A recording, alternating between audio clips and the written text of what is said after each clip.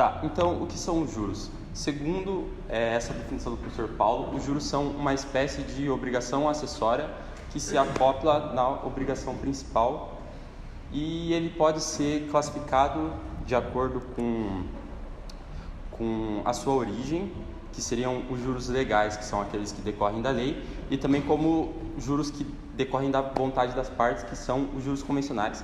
Eles também podem ser classificados como juros moratórios, que são aqueles que ocorrem no caso de inadimplemento de uma obrigação, e eles visam estimular o adimplemento e indenizar o credor, e como juros remuneratórios, que são aqueles que servem como uma contraprestação da parte num negócio jurídico oneroso enfim, que preveja esse empréstimo. Tá. Primeiramente, gostaria de explorar a característica da acessoriedade dos juros. Eu trouxe esse julgamento do informativo do STJ, que basicamente decide que a coisa julgada sobre o estorno de tarifas indevidas cobradas por bancos abrange também os juros. Então, caso a parte não peça os juros na petição do estorno, não vai ter direito mais, porque faz coisa julgada tanto sobre o principal quanto sobre os juros. Eu também trouxe esse exemplo do direito tributário para demonstrar essa característica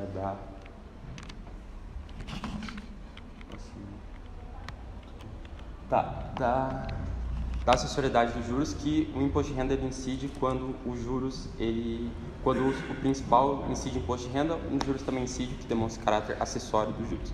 Tá, agora partindo para as espécies de juros, tem os juros legais, que são aqueles que decorrem da lei e são estipulados e regulados pela lei. Eu trouxe o artigo do Código Civil que traz isso, e a principal questão sobre os juros legais é sobre a taxa de juros a ser aplicada. Então, vou fazer uma breve retomada histórica nesse sentido. O Código Civil de 1916 ele previa uma taxa de juros fixa de 0,5% ao mês ou 6% ao ano, e quanto ao critério intertemporal, eu trouxe o enunciado da Jornada de Direito Civil, que diz que em obrigações que se prolonguem entre os dois códigos, vai ser aplicado até a entrada em vigor do Código de 2002 a taxa do Código 16, depois da entrada em vigor da taxa de 16, do Código 2002, vai ser aplicada a taxa do Código 2002, que traz a pergunta: qual que é a taxa do Código Civil de 2002? Então, essa é a redação antiga do artigo 406, que diz que a taxa de juros legais do direito civil ele se regula pela taxa que estiver em vigor para a mora do pagamento de impostos devido à fazenda pública, ou seja, é a mesma taxa do que se paga num atraso de imposto. E esse conceito jurídico ele não traz uma taxa física, então ele é aberto à interpretação, e foi exatamente isso que aconteceu. Surgiram duas correntes sobre esse assunto, uma corrente que foi capitaneada, não sei se você defende aí, o Luiz Felipe Salomão, ministro da STJ, dizendo que a taxa aplicada seria do artigo 161 do CTN, que é de 1% ao mês, que também trouxe enunciado na primeira Jornada de Direito Civil, que diz exatamente o mesmo.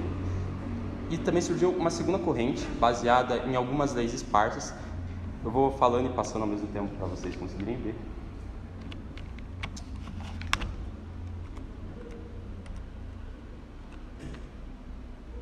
Enfim, são algumas leis esparsas que previam a taxa Selic como sendo a taxa da moratória da Fazenda Nacional. Então, e o que acontece na jurisprudência? Na jurisprudência, o que acaba prevalecendo é a segunda.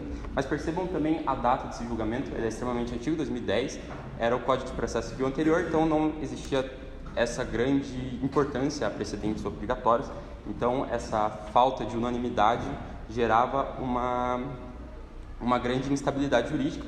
Foi com esse objetivo que foi editada a lei que é objeto da aula, que é a Lei 14.905, que traz essa nova redação para o artigo 406. E, novamente, ele repete a previsão anterior e não diz qual é a taxa no próprio artigo. Então, você precisa olhar outras coisas. Então, a pergunta qual que é a taxa legal? Ela depende do quê? Depende se a Selic ela é maior ou menor que a IPCA. Se a Selic é maior que a IPCA, a taxa legal vai ser a diferença entre a Selic e a IPCA. Se for a taxa Selic menor do que a IPCA, vai ser a taxa legal igual a zero. Tá, agora que a gente já estudou os juros legais, eu quero estudar também a outra modalidade, que são os juros convencionais. O que são os juros convencionais? São aqueles juros que são estipulados através de negócio jurídico entre as partes. E a característica que eu quero destacar dessa modalidade é a solenidade dela. Então, eu trouxe algumas previsões que regulam a forma como vai ser feita essa estipulação. Então, ele é um contrato solene, ele precisa ser escrito, a forma verbal não é admitida. E essa parte aqui que está riscada, ela não está riscada na lei original, fui eu que risquei, porque esses juros de 6% é referente ao Código de 1916. Tá. Também, esse artigo 4 ele vai dizer o quê? Ele vai proibir a capitalização. O que é a capitalização? É você pegar os juros e incorporar ele ao montante principal e calcular os juros sobre esse novo principal, ou seja, cobrar juros sobre juros. E a estipulação mais importante, que é a taxa máxima de juros. Tudo isso que eu falei até agora está previsto na Lei da Usura, que é um decreto-lei super antigo. Tá. Que esse artigo 1º vai definir como taxa máxima a ser cobrada em juros convencionais, o dobro da taxa legal. Qual que é a taxa legal atualmente? Selic menos IPCA ou 0%. Então, a taxa máxima ela vai ser 2 vezes Selic menos IPCA ou 0%. E se cobrar acima do permitido? Bom, aqui essa lei ela diz que vai ser punido nos termos dessa lei, mas na verdade não. Vai ser punido nos termos da Lei de Crimes contra a Economia Popular. Então, eu trouxe o artigo 4º dessa lei, que diz basicamente que é um crime você cobrar percentuais superiores à taxa permitida por lei, superior à taxa oficial de câmbio, enfim, várias coisas nesse sentido, e a pena vai ser de 6 meses a 2 anos e uma multa. Tá, agora que a gente já estudou os juros legais e os convencionais, eu vou estudar a correção monetária. O que é a correção monetária? A correção monetária ela é a atualização do valor nominal de uma obrigação com vistas a manter o mesmo valor real da prestação. Então, aqui eu trouxe esse entendimento do professor Paulo H. de Souza que define isso. É um pouco diferente do que o professor Glitz falou na aula, mas enfim. Eu trouxe também o artigo. E como o Brasil é um país que sofre muito com a inflação, existe por todo o ordenamento jurídico diversas previsões a respeito da atualização monetária. Então, a título de mera curiosidade, eu trouxe para vocês a Lei de Contratos Públicos, que prevê como cláusula obrigatória em contratos envolvendo a administração a taxa de correção monetária. Tá, eu queria falar um pouco também sobre a função constitucional da correção monetária, e para isso eu trouxe o artigo 5º da Constituição, principalmente esses dois incisos. Eu quero que vocês fiquem com esses dois incisos na cabeça, que é o inciso que diz que é garantido o direito de propriedade e a lei não prejudicará, entre outras coisas, a coisa julgada. E qual que é o papel da correção monetária nisso? Bom, para isso, primeiro eu queria explorar esse caso, que é a Emenda Constitucional 62, que previu como sendo a taxa de correção monetária ou atualização monetária para as obrigações em que a Fazenda Pública Nacional é devedora, a taxa equivalente à taxa da poupança. Bom, se os senhores entendem um pouquinho de finanças, vocês vão saber que a taxa da poupança ela é comumente e usualmente menor do que a inflação, que gera uma perda do valor real da prestação a ser devida. E o que o STF decidiu sobre isso? Bom, o STF decidiu na Lei 4.425 que isso é inconstitucional. Por quê? Porque isso ofende ao direito de propriedade do credor da obrigação. Por quê? Porque essa desvalorização do dinheiro, ela gera uma espécie de enriquecimento sem causa da administração e um empobrecimento sem causa do devedor. Ele também, a correção monetária, também, esse índice violaria a coisa julgada. Por quê? Porque caso o juiz arbitre um valor na sentença, a perda do valor real da moeda com o decurso do tempo geraria uma espécie de como se fosse, abaixaria o valor da condenação do juiz. Então, é uma ofensa também à coisa julgada. Tá, qual que é a taxa legal? Bom, eu vou adiantar essa explicação histórica e vou dizer que a taxa legal definida pela Lei 14.905 foi a taxa do IPCA, o Índice Nacional de Preço ao Consumidor Amplo. Tá, agora que a gente já estudou tanto os juros de mora quanto a correção monetária, a gente estudou a taxa deles. Eu queria estudar também um outro elemento para você calcular na prática, que é o termo inicial. Você precisa saber tanto a taxa quanto o tempo para você poder calcular os juros e a correção monetária na prática. Então, começando pelo juros de mora, qual que vai ser o termo inicial da incidência dos juros de mora? Bom, depende do quê? Bom, começando se a obrigação ela é contratual ou aquiliana ou extracontratual. Caso a obrigação seja decorrente de responsabilidade civil, aquiliana ou extracontratual, ela vai incidir desde quando o devedor praticou o ato ilícito. Caso seja contratual, vai depender do quê? Depender se a obrigação ela tinha um termo, ou seja, um prazo de vencimento pré-estabelecido, ou se não possuía. Se possuía um termo, a mora se verifica desde quando o termo se concretizou na realidade. Então, digamos que o prazo era dia 15, desde o dia 15 o devedor sai em mora. Caso não possuísse, é desde quando o credor conseguir constituir em mora o devedor. E como que o credor faz isso? Bom, o credor faz isso de diversas formas, podendo ser, por exemplo, a citação. Eu trouxe o exemplo da citação aqui para vocês. Pode ser um protesto também, ou uma interpelação, não sei, uma mensagem do WhatsApp dizendo me pague essa dívida. Bom, e a correção monetária? Qual que vai ser o termo inicial da correção monetária? Bom, vai depender também.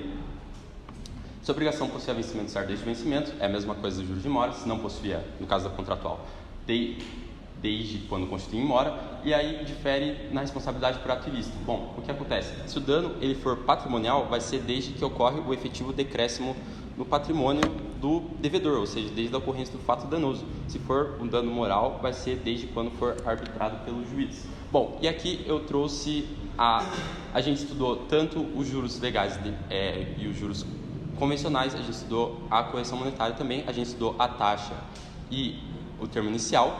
Então, agora eu vou tentar colocar esses conhecimentos à prova e propor uma questão para a turma. Então, eu vou dar um tempo para vocês lerem rapidamente. Questão. Tá, então, já que a gente comentou sobre o termo inicial dos juros da mora, eu gostaria de perguntar para vocês se vocês acham que a mora ela vai correr desde o evento danoso aqui ou desde a citação.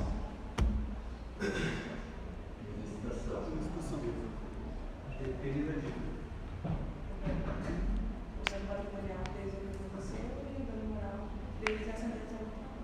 É verdade, ela está certa. Então, nesse caso, como é um caso de responsabilidade civil, ou seja, uma responsabilidade aquiliana, vai correr os juros de mora vai correr desde o ato ilícito, não da citação. A correção monetária, no caso de danos morais, sim. Tá, então, aqui eu joguei valores fictícios, meramente para fim de cálculo, e a fórmula de juros simples. Qual que é o capital? O capital, para calcular os juros de mora, vai ser o efetivo decréscimo patrimonial, que foi 5.000 o dano. O I é a taxa de juros. Qual que vai ser a taxa de juros? Se alguém prestou atenção, vai ser a Selic menos IPCA. E o tempo vai ser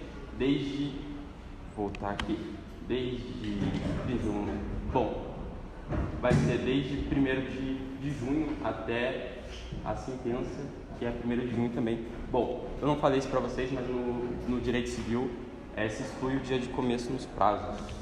Então, calculando, jogando tudo na fórmula, aqui vai dar o valor do capital, aqui é os juros, que é 2%, e o tempo, aqui fazendo a conta, eu fiz os números fáceis para ficar bem fácil e didático de riscar tudo, e o resultado final vai ser de que vai ser devido R$ 6.200, e atualizando monetariamente esse valor pela taxa de IPCA, que é 10%, então 10% de 6.200 é 620, somando vai dar 6.820. Essa foi a minha apresentação, obrigado.